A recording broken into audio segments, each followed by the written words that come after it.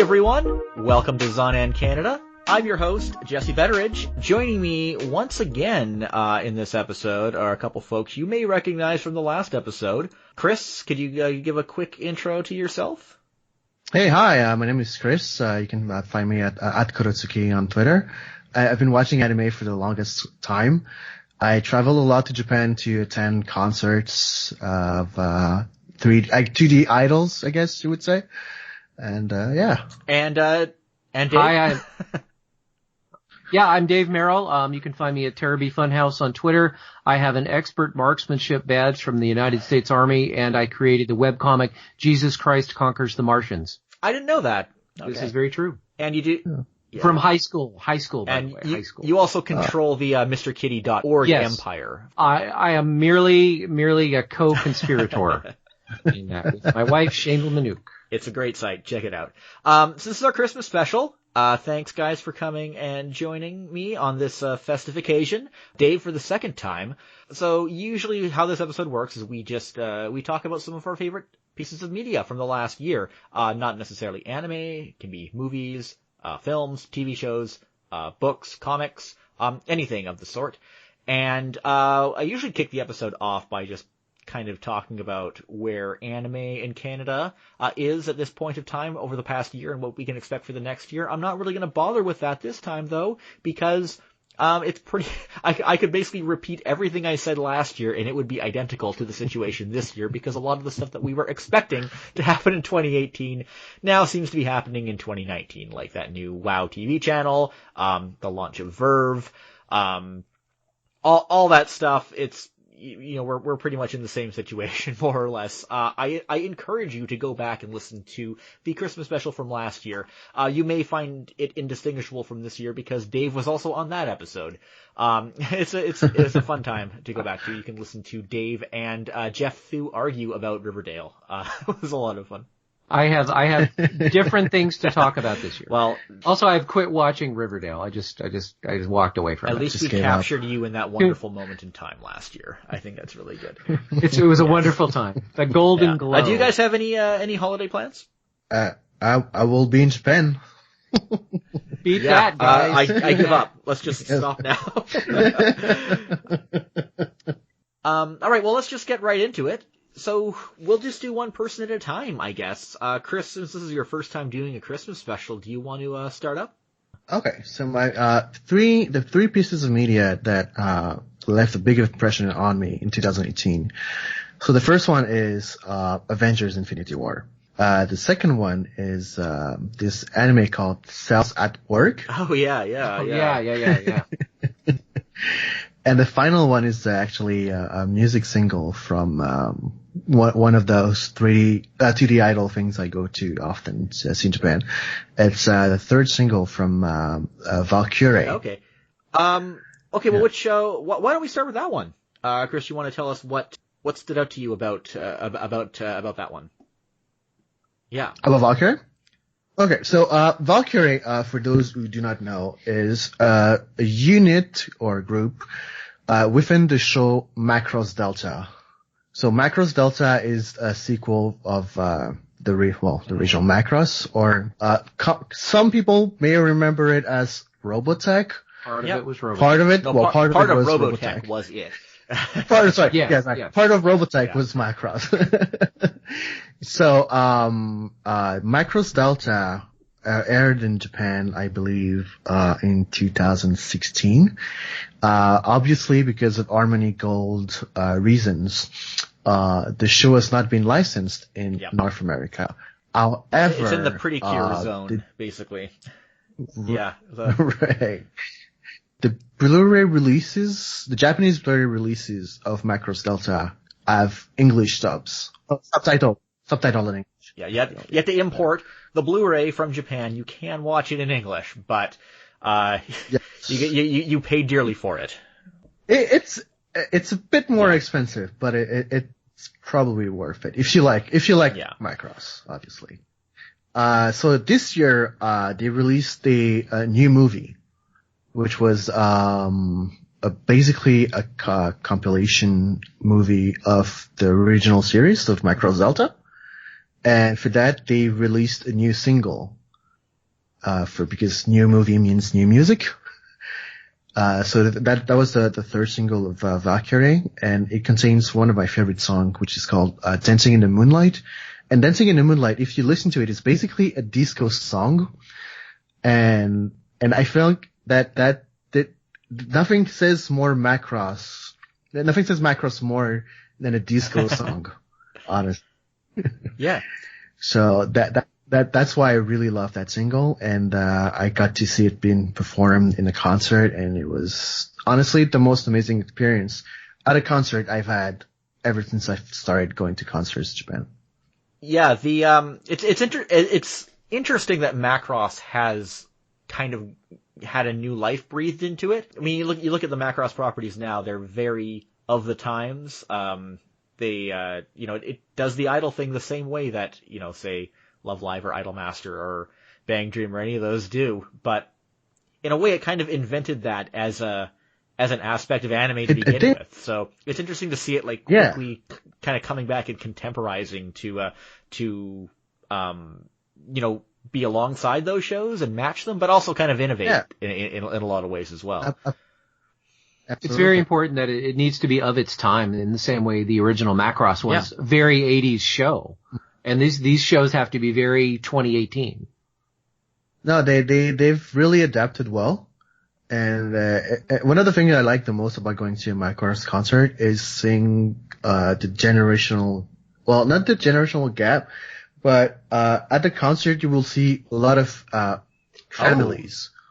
As in you will see parents who brought their children, let's say 3 to 4 years old children to the concert, and you look at them and you're like, oh hey, those are the people who used to watch the original, Yeah. And they kept watching the series as it kept going on. Yeah, that kind of makes me wonder how Macross is as a family property in Japan, because Gundam is still, it still always airs in primetime slots in Japan. I think Macross is pretty much always late night anime, but if your parents were a fan of the show, they'll probably go out of their way to introduce it to their kids to it.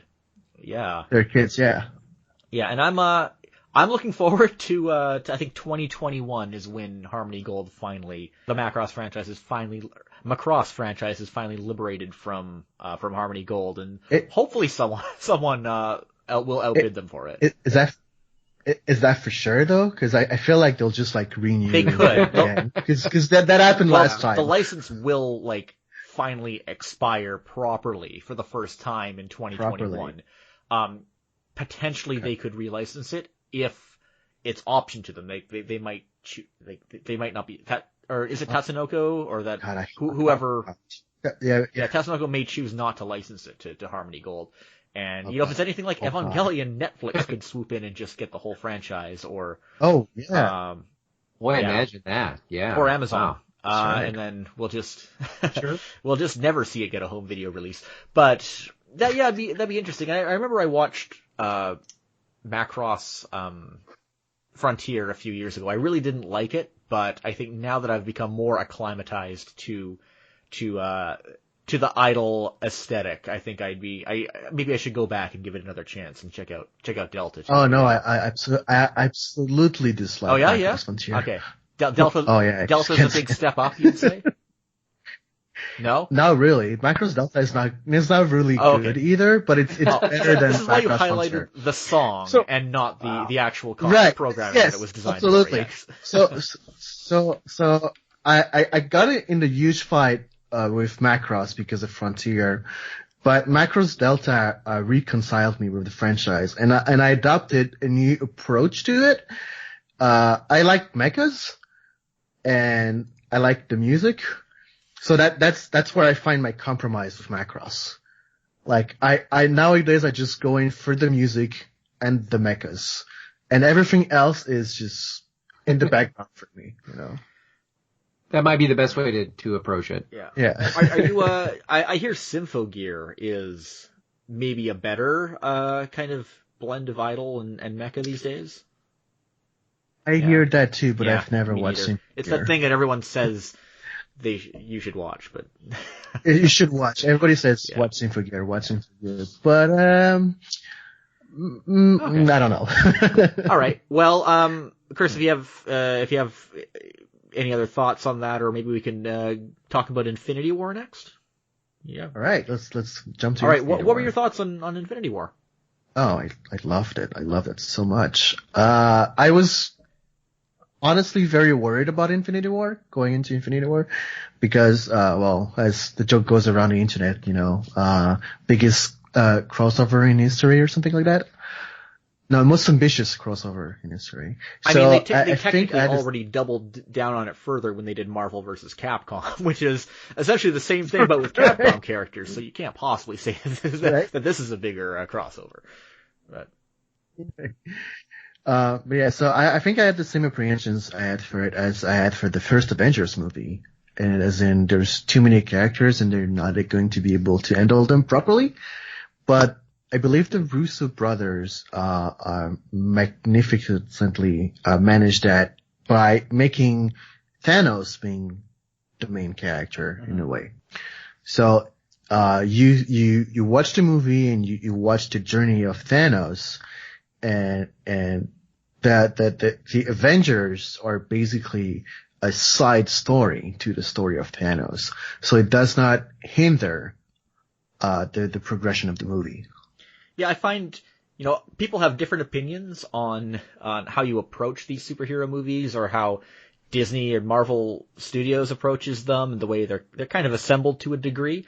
But I think it's indisputable that the Russo brothers, their style of filmmaking lends itself very well to the way Marvel wants these movies to be, which is why theirs tend to, I find, stand out. I mean, I still think Winter Soldier is one of the best of the Marvel films, and I agree. It really shows how they adapt, and you hear so many stories about different directors, having their relationship terminated with Disney and Marvel, or no longer working on the films, and a lot of it comes down to, they want to be a director and kind of do their own thing, which is more admirable in a way. But I mean, you can't deny that the Russo brothers, their relationship with Marvel, it just jives, and it creates a good product.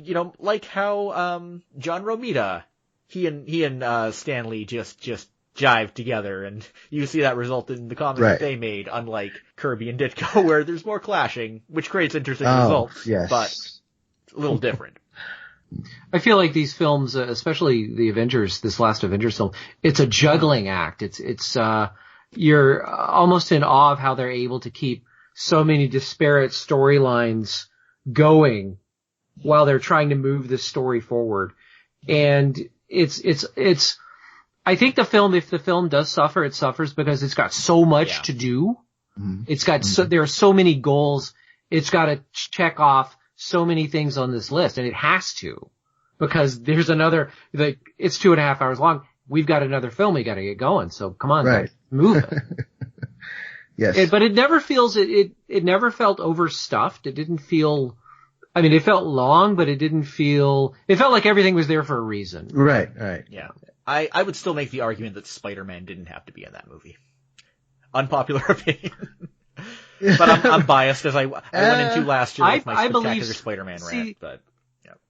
Spider-Man was he was like the only comedy relief in that film. He was the light note. He was the light, yes. He was the audience identification character, which is what Spider-Man should be. Right, he was the young and he should always be energetic kid. Yeah. That makes sense, I guess. Honestly, and I don't want to derail here. My one quibble with this film is that and I don't know if I want to spoil something here. Spoiler the Red alert. Skull is in it. Spoiler alert. The Red Skull is back, and he's just like the Crypt Keeper. It's like, no. You're the Red Skull. You have to be trying to take over the entire universe. You've got an angle here, man. Let's be evil. I think they just, but I see what they try to do. Because for the past, when did Captain America come out? Like the first one? Like 2010, I think? 2009. 2010? Yeah. Right? So for the past 8 years, people have been hammering all the time, but Red Skull's not dead. He's gotta be teleported. Is this really something that has been bothering people? That was just me, man. Red Skull, man. Red Skull's not dead, man. I've seen that a lot. Like people are like, oh yeah, when do we get to see him again? When do we get to see him again? So part of me feels like they just slapped him there and be like, oh yeah, there he is now. Shut up about it. Yeah. By the way, here's the Red Skull. Right. No, what I want in every one of these movies is that somebody to pull off their mask and they're really the Red Skull. Right. You could do that forever and I'd be happy. Because I'm one of those Jack Kirby guys. I could watch Captain America beat up the Red Skull forever and ever and ever. Yeah, it never gets old. Yeah, I enjoyed the film, but it still wound up being a little overstuffed overall. But I feel like every one of those films is about 20 minutes too long. Mm-hmm. Mm-hmm. But that's me. Mm-hmm. That's my butt. My butt is like, come on! Been 2 hours already. Yeah. I will say I am impressed with how well they've kept the fourth Avengers film under wraps, considering that a few years ago they announced 5 years worth of these movies in advance, and now we don't really know where it's going. This is so crazy. This is so crazy. Like honestly, yeah. But I think I mentioned it a bit on Twitter. I understand why they're doing that. I'm pretty sure it's because they don't want to take away from Captain Marvel that's coming out next year also. Yeah. But I don't know. I'm not sure it's working in their favor. I think most things are working in Marvel and Disney's favor right now. Just well, I just hope it doesn't actually take away because there's such a huge mystery around what Avengers 4 is going to be. Yeah. That I feel like people are more focusing on that rather than focusing on Captain Marvel is coming out next year. I'm curious as to whether or not they're actually going to use Adam Warlock, because they set him up at the end of Guardians of the Galaxy Volume 2. That's one thing that kind of bothers me in these movies, and this is kind of where you see the chinks in the armor of how the Marvel movies are conceived. They bring up stuff in some films that it feels like they're going to be using them in future films, but they just drop them completely. The most disappointing was when they just dropped AIM completely, Advanced Idea Mechanics, after Iron Man 3, because it means we're never going to see MODOK in a live-action Marvel film, which I think is right. I completely forgot about AIM. I feel like the further you get into this Jim Starlin sort of cosmic, and we're already there with this Avengers movie, a little bit of that goes a long way. And it's really easy to turn these films into people in outer space snapping their fingers and blowing up planets, and there's no connection to the moviegoer. There's no way to feel a connection to those characters because they're way too powerful. And so they need, I'm not going to tell them what to do because obviously they don't care, but a little bit of that goes a long way is what I'm saying.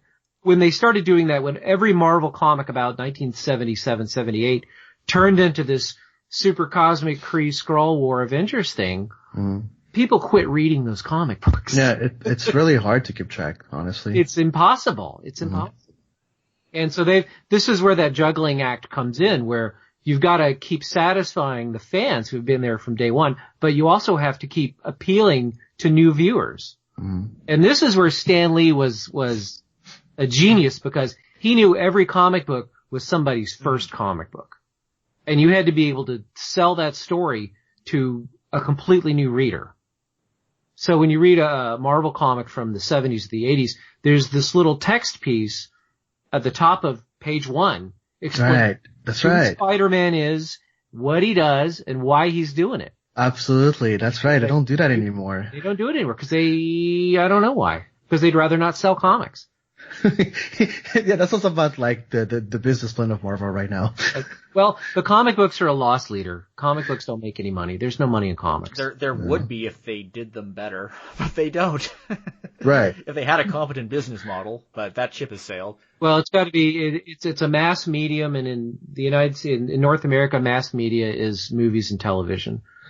Publishing is no longer, at least comics is no longer a mass medium. That's interesting. It's a niche medium. Yeah, that's right. It has become a very niche medium.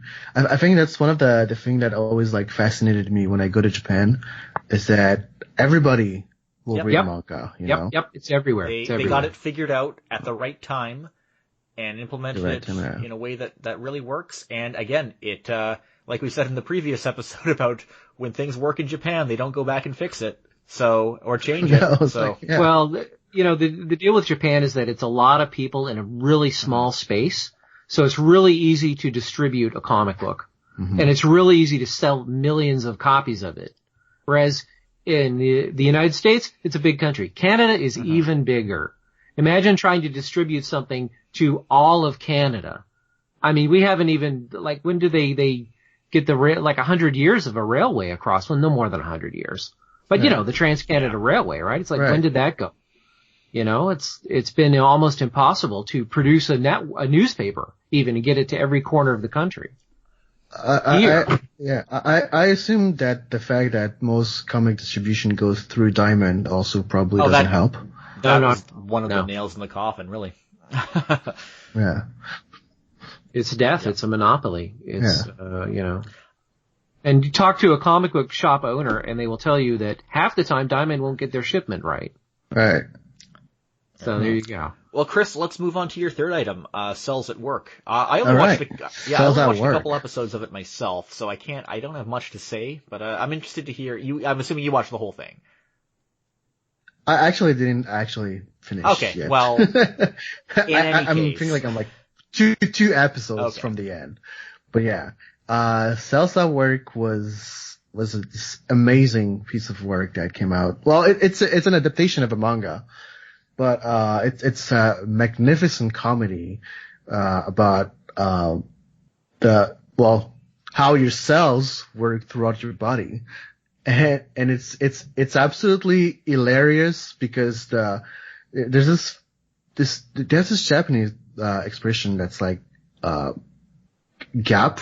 I don't know how to explain it in English properly, but there's like this weird juxtaposition, wait, I don't know that word. Juxtaposition. You got it. There you go, that one. Thank you. You got it. Between, the violence and, and the comedy. And it's just amazing. And I think that's what worked the most for that show because it's hyper violent and at the same time it's not. It's super charming, yeah. It's super charming, It can go from being really charming to cutting some germ in half and there's blood everywhere. Blood everywhere. This is fascinating. What exactly is that blood? If we're looking at blood cells. What are they bleeding? That was the what's coming out question I had from the little I watched of it. What is this substance? You can't think about it too hard. You cannot give it too much analysis. No. So that was Cells at Work. And each episode I started reading the spin-off of it's called Cells at Work Black, and it's basically what happens in the body of a middle-aged man who smokes. And I had to stop reading it because it was too dark for me. Too depressing. It's just, and the stuff that, cause I'm not the healthiest person. And so some of the stuff that happens, I'm like, oh, yeah, maybe I should stop eating less red meat, that's one thing about Japan is when we talk about it being the 80s, there is so much smoking happening in Japan. Oh, it's insane. But it's gonna change very soon. Yeah, that's true. Yeah. I last went there about 8 years ago and it seemed to be, declining smoking or less smoking seemed to be the trend. Even then, but good. Yeah. Yeah. Cause up until last year, you could, go to a size area and they would ask you which section you want, smoking or not smoking. Yep. But I believe, a lot of those are gonna stop offering the smoking section at all by 2020. Wow. Yeah. Cause they really want to be perfect for the Olympics, right? Oh, that's right. Yeah, that's really interesting. Yeah. We'll lose that nostalgia trip of going into a restaurant and smelling cigarette smoke. Cigarettes, yes. Okay. Any last thoughts on Cells at Work? It's absolutely hilarious and I believe everybody should watch it. Even though I didn't finish it yet. Well, that's okay. Who has the time for all this anime anyway? Right, there's so many animes. Okay, Dave. Why don't we move on to your picks? Okay. I do want to ditto Cells at Work. It's really entertaining and fun. And it's educational. You'll learn something, but it's just fun. It's charming. It's really charming. Now, the three things I'm going to talk about from this year, Golden Kamui. Oh, yeah. Oh. Talk about that. There's a film called Hereditary. I'm going to talk about that. And there's a book called All the Answers that I'm going to talk about. All right. And I'm going to go into All the Answers right away. It's a book. It's a graphic novel, a graphic memoir by a cartoonist named Michael Kupperman. And you may not be familiar with his work. He's had some short cartoons on Adult Swim based on his cartoons. He's this really surrealist sort of working in this subconscious method of digging through forgotten pop culture and advertising art from the early to mid 20th century and sort of recombining it and doing hilarious things with it. And this is a book about his father. And in the 30s and 40s, more like the 40s and 50s, his father was a world famous, contestant on a show called Quiz Kids, which was started out as a radio program in which they would get children from all around the country, ask them questions, kind of like Jeopardy in a way. Mr. Kupperman, his father, Joel Kupperman, stayed on that show until he was an adult. It made him basically world famous. He met presidents, he met Hollywood stars, he was in a couple of movies, and this graphic novel is about how not only how it affected Joel's life growing up, but how it affected Michael's life growing up with this father who was this genius, or this supposed genius. How smart was he really? What kind of a father he was? All drawn in this it's kind of a cold style. Kupperman's got a really clinical, it's not cute at all sort of style, but it's really affecting. And it's the best, obviously, I think it's the best graphic novel I've read all year. Really? It's really terrific. It's called All the Answers. What did he do on Adult Swim? Were they like interstitials, or did he do an actual show? Yeah, like interstitials, short bumpers. He did, Captain Marginal, which was a Captain Marvel spinoff. He did a book about Mark Twain and Albert Einstein going on adventures together. Which is just as crazy as it sounds. They're 70s TV detectives. The Mark Twain and the Albert Einstein is detectives, that kind of thing. Okay. Michael Kupperman. Michael Kupperman, yeah. He's okay. This feels like something I should know about, but don't. So I'll look into that for sure. Yeah. He has another book. He's got a book called Snake and Bacon, which is he did a series of comic strips about a snake and a piece of bacon who have adventures. And the snake always says, hiss, and the bacon always says, I'm bacon. And they have amazing adventures. I would be trying to Google this stuff right now, but I think my computer would start smoking or start bursting into flames if I did that, because it's so overloaded right now. But I will look that up for sure. Yeah. Yeah. Well, the second thing I want to talk about, it's a horror movie. It's called Hereditary. It's directed by Ari Aster, and it stars Toni Collette. And I don't know if you're familiar with the Australian film from the late 80s called Muriel's Wedding, but she starred in Muriel's Wedding. Okay. Yeah. Yeah. Now and Gabriel Byrne is in it as well. And it's about it's hard to say exactly what, there's a story that's on the face of it, and then there's the deeper story that's happening. And at the heart of it, it's about how the fractures in a family continue from generation to generation to generation. Okay. And it's one of these slow burn horror pictures that there aren't any jump scares. There's nobody with a chainsaw chasing you down screaming. No one wears a hockey mask and murders anybody, but it's absolutely chilling. I'm being super vague about this. You don't want to give anything away with this movie, because part of what makes it work so well is that it keeps changing and it's unpredictable. You think it's going to be one thing, and it surprisingly shifts into something else that you don't see coming. I did not see a trailer for this movie. I read only the bare bones description of this film. We went out to go see it in a theater, and you could tell half the audience was not welcoming it at all. In what and way? And the other half didn't. They were bored. Yeah. They were squirming. They were like, what's going on? Because people in audiences in horror movies, they'll do a little talking back to the screen. Mm-hmm. I've seen some pictures where people are literally giving advice to the characters on the screen. This Don't one go is alone. Don't run in that direction. Don't open that door, stupid. Yeah. That's therapeutic. No, I'm not. Well, it is. It really is. Well, I don't want to tell people that don't do this in a theater. Please don't. Please don't. Yeah, no. I say this to someone that has done this. Please don't do this in a theater. But this film in particular, you're watching the film and you're like, well, obviously this isn't going to happen, and it happens. Oh. And it's one of those films where you'll notice something in the back of the screen, and then later in the film you're like, oh, that's what that was. You know, it really rewards you. You give it your full attention. If you have children, do not see this film. Oh, yeah. Oh. Period, hands down. Do not see this film if you are a parent. Oh, wow. Okay. If you are having problems with your parents, do not see this film. Yeah. Unless your family life is going along nicely. Yeah, it goes to some pretty dark places, and it doesn't have to work very hard to get to some of those dark places either. It's just like...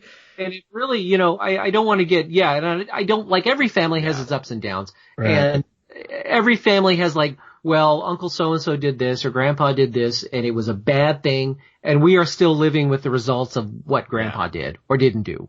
You know, or every family has, a crisis, or a tragic secret, or some sort of a secret shame or something. And this film it's like all the great, and this is my opinion, but all the great horror films manage to tap into, the problems and the neuroses of the time that they're in. Mm-hmm. Right? Like The Exorcist was tapping into this, the youth or what's wrong with our children, and the same to some extent with The Omen, you know, like, where did this come from? Where are these evil things coming from? Rosemary's Baby, right? You know, they're tapping into the zeitgeist, if you want to get fancy. And I really feel like this film is tapping into the zeitgeist in that way. Yeah. Okay. Well, my interest is definitely piqued, so I'll check it out. Yeah, it's it's worth I will watching. highlight, just without spoiling anything, there was one part of the movie I really thought it was going to go in a like multi-level marketing direction. I was kind of surprised it did. That would have been honestly, that would have been an interesting direction for it to go as well. Talk about an American horror story right there. Multi-level marketing. You know, and okay, so that's Hereditary, and the third thing I'm going to talk about, and I was thinking about talking about the Netflix show Haunting of Hill House. Which hits a lot of the same My notes. girlfriend was really big on that, and I remember when I watched the original or the first Haunting film, I really felt 50s Robert Wise it's very good, but right? I thought this is a very good candidate for a remake because it's a great film, but parts of it haven't aged well, and there are certain things, if executed well, could really benefit from like modern production values as well, or a modern filmmaking approach. So I'm interested in watching that show for sure. Well, it doesn't really have a lot to do with the film. So it's quite a different take. Yeah, it's a different beast. It is about a family. It is about what happens to a family, the horror that happens in the picture. Well, and I don't want to go. It's a great show. You should watch it. It's well worth it. It's got great performance. Every character in the television show gets to do a monologue, and the camera just lets them speak. And it's really rare to see that in a show, let alone a supernatural type horror show. Right. Everyone gets a chance to say, this is who I am, and this is... Also, you have two sets of cast. You've got a cast in the 80s when everyone's kids, and you have another when they're grown-ups, dealing with what happened when they were kids. And it goes back and forth and back and forth. And again, it's one of those juggling acts. But, you know, it's 10 episodes, so they've got there's a lot of breathing space, right? Mm-hmm. Really well made. But enough, I don't want to get too... Yeah. By the time Halloween came around this year, I was just Halloweened out. Yeah. I was like, I am done with this scary stuff. But I want to talk about Golden Kamuy for a while. Mm-hmm. Because Golden Kamuy, I think it started this year. I'm pretty sure it's a 2018. believe Stuff that yes. started The anime, earlier yeah. this year feels like it started like 2 or 3 years ago at this point, because there's been so Right. much. The anime started in Yeah. April, right? So we're still good. This is a 2018 show. And Yes, April. when the first episode started, there was a little good-natured ribbing from the anime fan community because there's a computer-generated bear in this that doesn't look good. Okay. And I can back you So up. I can what? back up that sentiment that bear did not look good. The bear doesn't look good. I agree. The bear doesn't look good. If you're not familiar with the show is about a veteran of the Russo-Japanese War, which was an exciting thing that happened early in the 20th century when Russia and Japan said, hey, let's do this. And Japan kind of beat the crap out of the Russians, and the rest of the world sat up and took notice of Japan going, holy cow, Japan is they're where it's at right now. That's the war that put Japan on the national stage. The international stage. As a world power, or as an up-and-coming world power. Huh. So our hero Sugimoto, the immortal Sugimoto, has been demobilized from this war, which was kind of one of these precursors to World War I. You had machine guns, you had trench warfare, you had a lot of people getting totally destroyed. But he survived. So he winds up, and he's one of these, this show has been described as a Western, and it really is a Western in that you have a frontier, which is Hokkaido, which is the northernmost island of Japan. Hokkaido is Japan's frontier. And if you have nowhere else to go, that's where you wind up. And in America, the frontier was where you went after the Civil War ended, and you were probably had what we call now PTSD, or your entire home got burned out by the Yankees or whatever, and you headed to the frontier and you carved yourself a new life out of the frontier. And this is what Sugimoto is kind of trying to do. He finds out that there's a story about a hidden treasure trove of gold that has been put together by the Ainu, which are the indigenous peoples who still live in Hokkaido. So the location of this gold is hidden on tattoos of a bunch of convicts who have escaped from Abashiri prison. So what he's got to do is find all these guys, these escaped convicts, kill them, take their skins, Wow. and figure out where this gold is. And when there's a whole bunch of people looking for this gold, and he decides to search for it along with Asurpa, who's a young Ainu girl, who is sort of going to introduce him to the ways of staying alive in Hokkaido. And it sounds really dry. This show is so much fun. I cannot emphasize how much fun this show is. And it's fun mostly because it has scenes of tremendous violence. I mean, this is a show about catching people and skinning them. Right. Or where the threat of skinning them is always there. And they intersperse that with scenes of like, well, here we're going to cook and eat this Ainu dish, and it's going to be really delicious. And everyone's going to spend 10 minutes talking about how delicious it is. Right. Yeah. That's one of the things I heard about this show is that it was a cooking show, Ainu cooking show. It is a cooking show. It is a cooking show. Asurpa does not want to eat Japanese food. She doesn't know what it is. She thinks miso powder is poop. She's a really charming character. She kills a lot of people in the show. I think she's 10, maybe 11. She kills a lot of people because she's a badass. Sugimoto is also a super badass. There's a whole crew of former and current Japanese soldiers that are trying to stay alive in the snows of Hokkaido. They're trying to not get killed by wolves. They're cheating each other. There's a faction. And this gets it intersects really nicely with, the Russo-Japanese War, which is a fascinating part of history that we really don't hear anything about here. Right. But it also intersects with, the restoration of the emperor and the last days of what I want to say, the Tokugawa shogunate. Oh, it's the Meiji Restoration? Yeah, the Meiji Restoration, right? Oh. So, when the Shinsengumi did their thing and all died, a lot of those guys went to Hokkaido trying to start their own.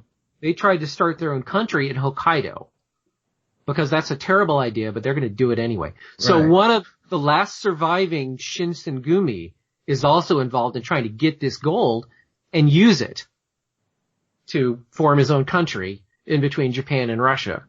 Because that's where you want to be. You want to be in between Japan and Russia. That's a smart way to do it. Right.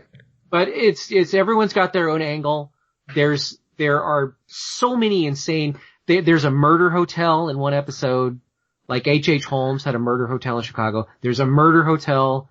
There's a crazy, to take this back to horror, there's a guy, what's his name? The Texas Chainsaw Massacre, the original Ed Gein. There's an Ed Gein guy who lives out in the middle of nowhere and skins people and sets them up and has conversations with them. Yeah, it's spooky, but at the same time, it's like, I cannot believe they did this. There's, one of the people, Lieutenant Tsurumi, is trying to catch Sugimoto. His forehead is covered by a metal plate because his frontal lobes were destroyed. So he has severe brain damage and mood swings, sudden outbursts of violence, but he's got a whole crew of people that's following him trying to get this gold. Wow. Yeah, it's a really entertaining show. And there's a terrible looking CG bear in the first episode.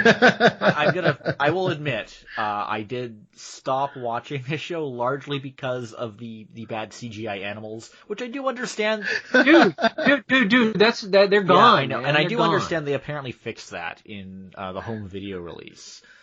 Yeah. They fix it. Yeah, fair enough. I have been meaning to check out the manga for some time. There's a whole, the last episode we watched is all about a guy who thinks his best friend married his sister and then she died, and he thinks his former best friend killed her. So he's spent the last 10 years trying to track him down. Wow. Tracked him down during the Russo-Japanese War when the guy's half his face was blown off in an artillery bombardment.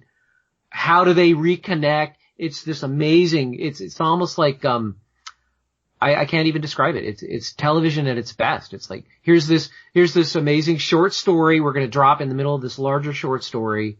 I'm told the manga's great. I have not read the manga. I'm kind of like, I picked the anime, so I'm going to stick with the anime. You don't want to read it or whatever. Right. But I'm enjoying it. I'm enjoying it a lot, and I would highly recommend it to everybody. Yeah. Okay. A friend brought me to, I think one out of the two Ainu restaurants in Tokyo. Because he really loved Golden Kamui, and it's an interesting cuisine. It is absolutely fascinating to me that the Ainu are still there. They're still doing their thing. Yeah. They're struggling to keep their identity in the face of, when we think of Japan, we think of this homogenous society. Right. That is all in cultural lockstep, right? Yeah, you say ha now. But that's the general impression. Japan. And there's right? massive, and that is so not true. Massive struggle for indigenous identity there. And it's, Yeah. I think it's terrific that this show is on the air, that the anime industry is producing this show that is front and center. Here's the Ainu. Here's who they are. Here's what they're doing. This is a country where the politicians are openly hostile to the indigenous people. And yes. Where it's not the passive hostility we're used to into the West. We talk about Japan kind of being like some ways it's in the past, and in some ways it's in the 50s still. Yeah. It's like segregation in the South almost. Yeah. And Japan is Yeah. It's like, I'm glad to see that that this show can exist and be out there on the airwaves and it's a phenomenon. Mm-hmm. It's really successful. As you said, people are going to Ainu restaurants. And there's apparently a Golden Kamui pop-up cafe. I think it's running right now, in Japan. Oh, really? That's what Carl told me. They went to the Persona 5 cafe and they said, it's gonna become a Golden Kamui cafe. I'm just like, do you get to eat brains? Okay. Yeah, they eat every part of that animal, man. I'm not that hungry. With the anyway, that also makes me think of Horus Prince of the Sun and how that film was originally supposed to be about the Ainu, but they decided to give it a Norse setting to make it less controversial, because the idea of having a film portraying Ainu culture was just taboo back in the late 1960s, and it seems there has been minor progress in that area, which is good to know. Yeah, it's a tremendous step forward, I feel. And those are 3 things that I've really enjoyed this year. And if you're buying a Christmas present, all the answers would be a great Christmas present. I'll keep that in mind. All right. Yeah. Well, we'll finish off with my 3 picks. I'll start off with the one anime I have on the list. I really wanted to, for one of my items, to go with Night is Short, Walk On Girl, the film by Masaki Yuasa. However, yes. However, that film is actually from 2017, so I don't think I can really go with that one. Also, I feel that if I highlight that one, I'm going to be kind of boasting about I don't want to come off as boasting about the fact that Vancouver is actually the only city in Canada where that one played in theaters, so there hasn't really been a lot of opportunities. I mean, we added in at the film festival. Oh, that's good. Yeah, okay, so it showed up somewhere. Fantasia? Yeah, Fantasia. Yeah, I hate Fantasia. Which is it's a great festival. I love Fantasia. I'd love to check out Fantasia. It sounds like a great time. And did you see it? I did not. You should have. It's like I actually had my ticket to go see it, but I was sick that day. Oh, that's brutal. I won't say too much about it. The movie is it's delirious. It is charming. I think it might be Yuasa's best film. It's stylized, or is my favorite of his films. I think it's quite different from, say, Mind Game. So maybe you can't really compare it that well. It's obviously it's based on a book from the same author as Tatami Galaxy, Tomihiko Morimi. And it's stylized the same way. It follows the same aesthetic. It has a similar kind of stream of consciousness storyline, and it has the same Kyoto setting. And I think part of what makes this film and Tatami Galaxy is so unique is that it's not just set in Kyoto. It embraces the feeling of Kyoto and the aura of Kyoto and the way that it establishes the characters and the situations and everything. That makes it really, that's what makes it really unique. And it is highlighted incredibly well in in Night is Short, Walk On Girl. So yeah, check that out when you have a chance. It is coming out on home video in January. Is it one of those films where the city itself is a character as much as any of the other characters? I would say so, but it's in a much more subtle way. Like you could almost ignore the fact that it's in Kyoto, but I think the Kyoto setting is what influences the tone and feeling in the movie. At least that's how I felt, because it kind of I'm really looking forward to seeing it. I haven't seen it. It's so great. Really? I highly recommend it. But instead, out of all the many, many great anime that has run this year, I decided to go with Lupin the Third Part 5 as my pick. Did you guys check that one out? I have not. I have not. I started watching part 4. I never finished it, so I wasn't sure if I could jump on. You absolutely part can. 5. Part 4 was great too. It came out 2015. We got that one pretty late though, because it was tied up with some weird legal trouble in Italy. Part 4 was a really strong revival of an ongoing franchise. In fact, it was a good example of how to do it. It kept the characters essentially the same, but it was very wise about how it contemporized things. It had amazing animation. It had great music, great production value. If you watched the Japanese version, it had a fantastic opening credit sequence. Not so much in the international version. And it had really strong. It had a fairly good ongoing story throughout its 26 episode run, but it wasn't. It didn't have quite enough propulsion to really carry that whole series. Now that we have Part 5 to compare it to, while Lupin the Third Part 4 was really good, I'm starting to feel now that it wasn't quite the sum of its parts, because Part 5 improves on it in almost every way. It still has one storyline that spans the entire series over 26 episodes, but it breaks it down into 4 interconnecting arcs. Each one has a different focus, but it has common themes. Lupin the Third Part 5 mostly explores technology, and it's not just posing the question so much, how does Lupin the Third function in with social media. The first segment plays with that, but as we move on into the other arcs, you see that it's going much deeper with these themes and exploring how they interconnect with espionage, how they interconnect with just regular social interaction or surveillance, how they interact with colonialism or imperialism, as we see in with the Kingdom of Padar. And you have essentially a tech CEO trying to take over a country in a way that seems horrifically believable in this day and age. It's very striking the way that it captures modern anxieties over technology and also explores how a character like Lupin and his cast can all fit into it while still, balancing more traditional themes or going a little more in depth with themes like Lupin and Fujiko's relationship. And it kind of brilliantly ties all this together in the final segment of episodes at the end. I won't go into too much detail. Even if you haven't seen part 4, even if you haven't seen any of Lupin, I think you can jump into part 5 right at the beginning and find it really enjoyable. And if you are a longtime Lupin fan, it just goes, especially in the last segment, it goes completely insane. Or completely goes off the charts with the references and callbacks, because you have people who he's been involved with in past episodes going all the way back to part 1.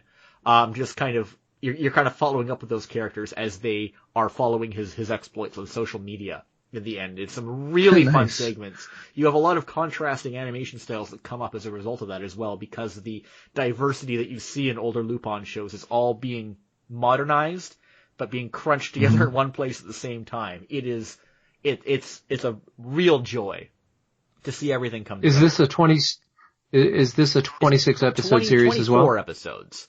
So if they call it part 5, despite the fact that Lupin is supposed to get a new jacket color in each part, but he's still in the blue jacket like he was in part 4. But I'll allow it because it's it's so good. And maybe the best part is that in between every main story arc, you have individual standalone episodes that are themselves throwbacks to the styles of previous Lupin parts. Like in between Arc 1 and Arc 2, there is a Pink Jacket Lupin episode that basically has a plot that seems like a recreation of something you would actually see in Lupin the Third Part 3 back in the 1980s. Wow. In the second kind of gap between arcs, you have, I think we get 3 Red Jacket Lupin throwback episodes, and then there's a Green Jacket throwback as well. So are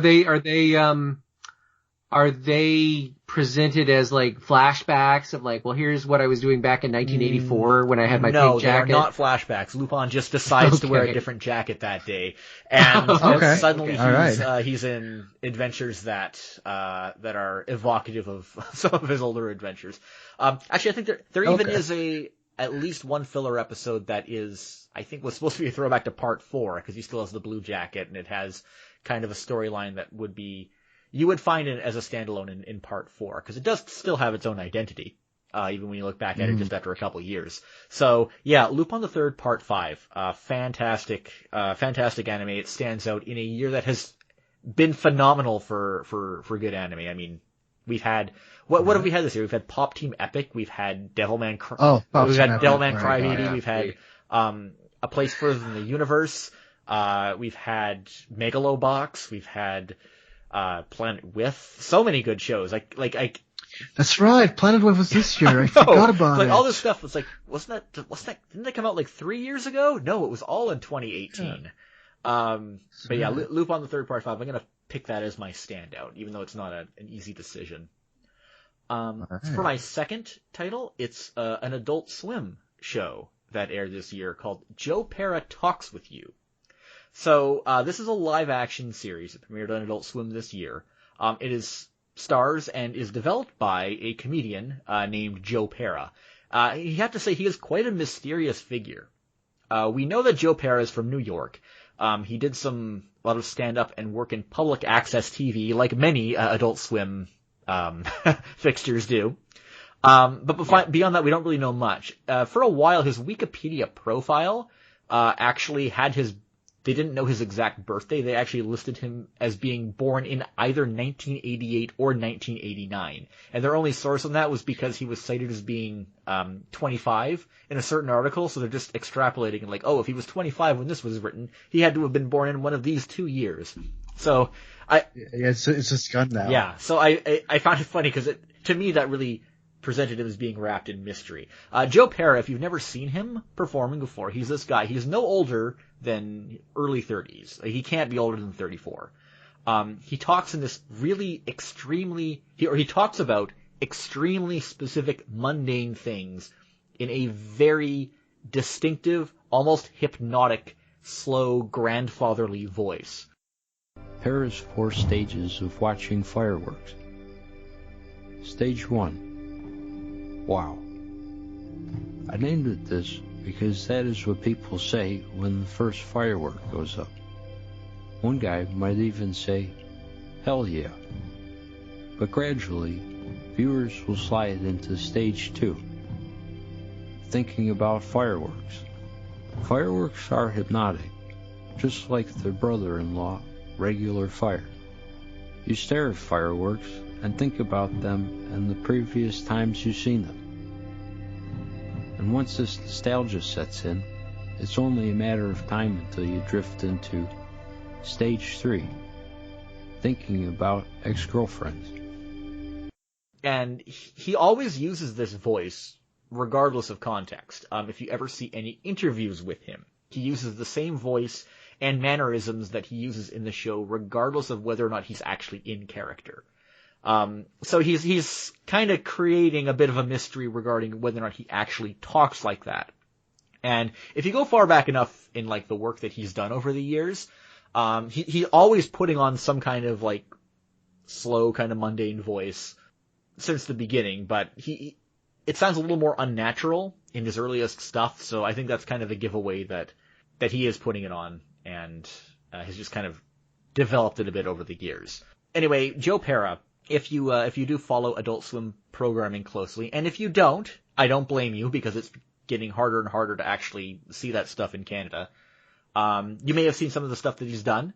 He's contributed to the network. You know the infomercials that Adult Swim does, like Too Many Cooks was the most famous one. But yes, Adult Swim always runs these infomercials at like 4:00 in the morning. They're really just short, standalone 15-minute kind of pieces that different filmmakers do, and they're just listed in the in your TV listings as infomercials. So a person might think that it's actually an infomercial running on Adult Swim, but it's really this weird, bizarre, short little piece.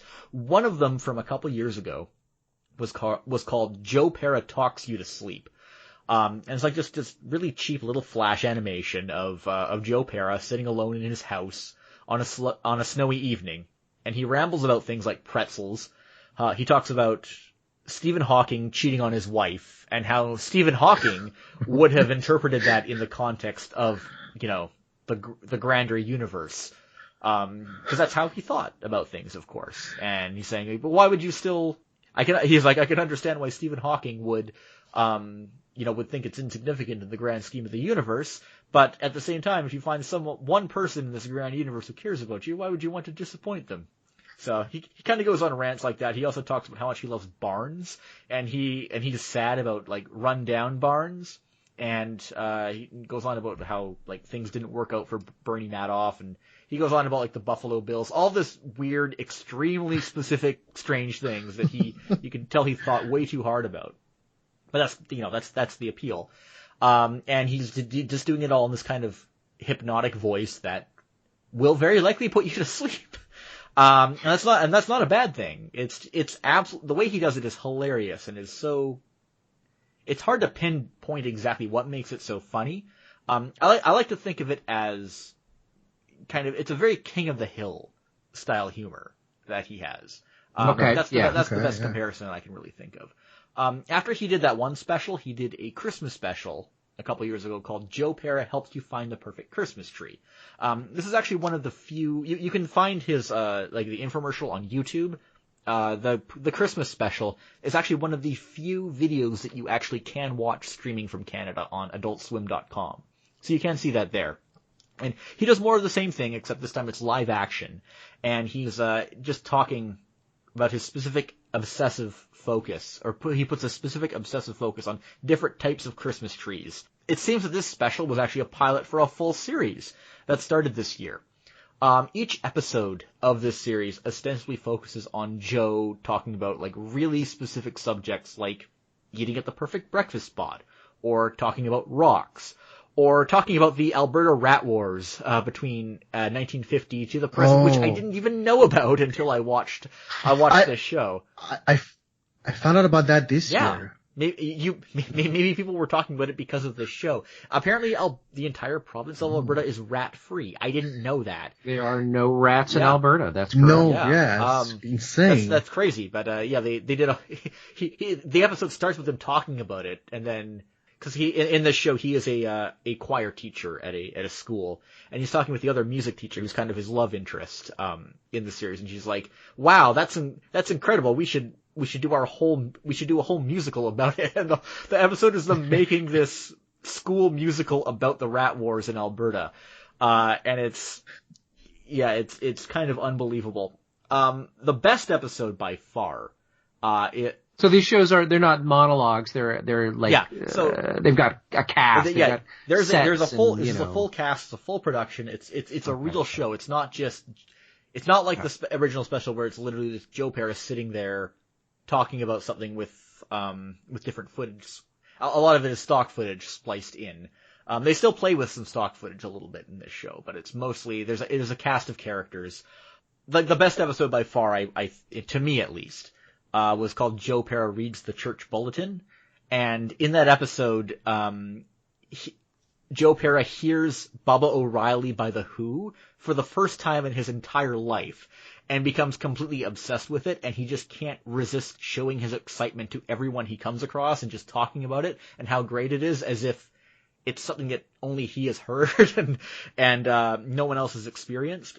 And he just basically the idea is that he's reading the church bulletin and he can't get through the church bulletin without talking about how great Bubba O'Reilly is. It is just so absolutely charming in so many ways. I hate to call things wholesome, because when you call things wholesome, there's this implication that it's kind of whitewashing reality, or it's just ignoring or kind of distracting you from reality. I would call this show wholesome, but I don't feel that it has that weird baggage that I would usually have with calling something wholesome. Joe, the character that he plays in this, he's naive, but he's not oblivious to the world around him. He offhandedly brings up things like race relations and police brutality and bias in the courts, and in ways that don't seem super jarring either. We've been talking a lot about balancing acts. This is an interesting balancing act. The end result is very subversive. It's very smart. It's very sweet, and it somehow never compromises any of those things, which I think is really impressive, because I think that's hard to do. And I hope that Joe Pera does more stuff, because he has a really unique style. He has a whole bunch of stuff on YouTube. You can see this particular show. You can purchase it on like iTunes and Google Play. It's 9 episodes. Yeah, like I said, there's a whole cast. Gene Kelly, not the dead actor Gene Kelly, but he plays a different Gene Kelly. He plays Gene. He's like Joe's older friend. He gives Joe advice, but at the same time he kind of strings him along with his kind of weird obsessions. But at the same time he's kind of always off on his own world. Apparently he is like the camera operator on Late Night with Seth Meyers, and that is really? Actually how he and Joe Pera met. Because Joe Pera had been on the show and he met the camera operator, and they just became friends. He had him come on his show and play a supporting character, and then he went on Seth Meyers again, and they did a whole segment about it. It was really funny, but this is a really unique, charming show, and I think it is something the world needs right now, and I highly recommend checking it out. Yeah. Okay. Yeah. All right. Yep. And my last item is a movie. I think, in my opinion, there's no way it isn't the best film of the year. It's called Sorry to Bother You. Did you see it? Oh my god, I love it so much. I have not seen it. Insane. It is the first film directed by a rapper and social activist Boots Riley. It is hilarious. It is a scathing black comedy. it has to be the most viciously anti-capitalist film in decades. Oh my God, yes. And it is all the better for it. So I knew nothing about this movie going into it. I had not even seen a trailer. I don't think I had even heard about it. I heard my friends were talking about it at a party, and we wound up going to see it. And oh boy, that is the best way to experience this. I would imagine that most people who see it have only seen the trailer and know the most basic premise, which is basically black telemarketer. He's in a tough position. He realizes he can perform better at his job if he puts on a white voice, and like he basically talks like a white guy, and the voice that comes out of his mouth is David Cross, who is one of the whitest guys you could get to do a project like this, probably, or the whitest sounding guys you can get to do a project like this. And judging by the trailer, you'd assume that there's some like weird escalation that happens, or he gets in over his head, but it stays within the safe confines of what you'd normally expect in any kind of movie, which this movie does not do. No. It goes to I can't spoil anything. I can say very little about this movie because you have to know very little going in. It's just the movie it just never goes the way you think it will go. It dramatically undersells itself and what it is and what it's trying to do. And that is a big reason of why it is successful. Even when you're starting to watch the movie, you see these elements occurring early in the film, like ads for Worry Free, which in the movie, it's so a corporation that offers people a path to prosperity or to get out of their current rut through what is essentially legal slavery. And the whole way it's portrayed is like frighteningly similar to working at Amazon. Amazon, yeah. I mean, Armie Hammer's character, he's basically Jeff Bezos. And you can't watch this movie without thinking about how you hear about the working conditions at Amazon or anything like that. And apparently he wrote the movie in 2012. I'm sure things have been in the direction things were modified to sort of match the current anxieties you hear about labor or general horrors of life these days. The film is kind of similar to Brazil. It has the same kind of feeling of insanity and unpredictability, but I feel it has a more scathing message than that movie does and a lot less self-indulgence, which is a bit of a problem with Brazil. I'll give you that. But I love Brazil. It's one of my favorite movies for sure. Which is a big reason why I like this one so much. Sorry to bother you. It's an exaggeration of our current reality, but only a slight exaggeration. There are moments that are just aggressively real. Like early in the movie, they're driving through the slums of Oakland, California, which is it's a shanty town. It's something that is happening in reality right now, but you don't see in movies, or our media is not acknowledge these kinds of things very often, that these kind of things are actually happening.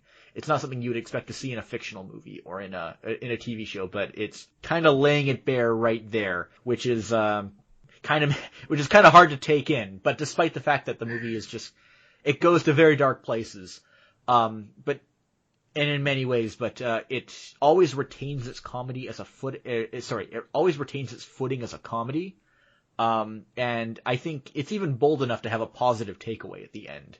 It gives explicit proposals on how to make the world a better place, and that way is through unionization, as it, there you go. They really emphasize a problem we have already solved, by the way. We already know these solutions. Yeah, but just please, let's just do this. And it also emphasizes forgiving people who make mistakes or missteps in trying to do the right thing, which is refreshing for activist media in some ways too, I think. And also, while I said it doesn't usually lose its footing as a comedy, it does become the best horror movie of the year for about 10 minutes in the middle as well, in a segment that I can't say anything about, but you'll know it when you see it. Yeah. I think my wife has seen this, but I haven't seen it yet. I have to make her watch it again, I think. No, it's, Sorry, yeah. Go ahead, Chris. No, I absolutely recommend everybody to watch this movie.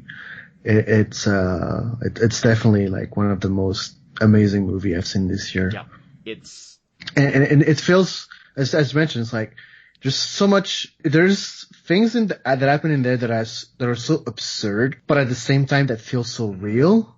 It's just crazy. Yeah.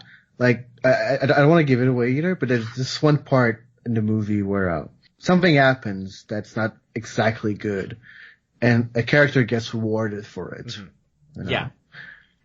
And I was like, yeah, I could see that happening. Yeah, it's highly relatable and just kind of places experiences that you've probably had or probably witnessed in a greater context in a really unexpected way. One thing I will highlight about this movie is that it has to be the only movie I have ever seen that received a home video release in the United States, but not in Canada. You actually cannot get this on DVD or Blu-ray here. You can rent it, or purchase it digitally, but you can't buy the physical copy. Which is weird. The distribution rights got divided in a weird way that kind of resulted in this, but, I think that's pretty shitty because it's definitely limiting the number of people who are able to see this. Like, people aren't gonna there are still people who will just randomly buy movies at a store. And you've kind of cut off that market. At first I thought that this would limit the availability of movie in libraries, but apparently some libraries are getting it in. So are they gonna solve this problem? Are they gonna release it here? I hope so. Focus Features is the company that distributes here. I would encourage you to reach out to them about getting a home video release for it. I just imported mine from the US. You can get it through Amazon.ca, but last time I checked it was like $60 because you're paying those massive import fees. Yeah. Yes. Yeah. But would make a good Christmas gift if you can get your hands on a physical copy, but it's harder to give a digital copy of something like that, unfortunately. But yeah, sorry to bother you. Fantastic film. Everyone should see it. Don't let anyone stand in your way. That's the other thing I don't like about the idea of only being able to purchase it digitally. It's very possible that someone who you purchase this digital copy of the movie through, this digital copy of this highly anti-capitalist film, theoretically they could just delete it anytime they want, or make it so you can't watch it anytime you want. Yeah. Have it mysteriously disappear from your library. So, I don't think it's too paranoid to have that opinion. That's the cloud. Yeah. All right. Well, we got to wrap up. Thanks so much, guys, for coming on. Can you just state again where people can find you online? All right. So, thank you for listening. It was Chris. You can find me on Twitter at Kurotsuki. I'm Dave. You can find me on Twitter at TerraBfunhouse. And you can go to MrKitty.org and look at stupid stuff I write about stupid comics. And thanks for tuning in to Zannen in Canada. You can reach me on Twitter at jbetteridge or email zannencanada@gmail.com. The theme song is by Ultraclystron and can be found on his album Packet Flood, which you can find at ultraclystron.com. Please subscribe to the show on Apple Podcasts, Google Play Music, or your podcast app of choice, and leave a rating or review if you have a chance. It helps for the visibility of the show, especially on Apple. If you know anyone who might like this show, please recommend it to them. See you again. Have a Merry Christmas, Happy Holidays, Happy New Year, whatever works for you. You take care. Bye.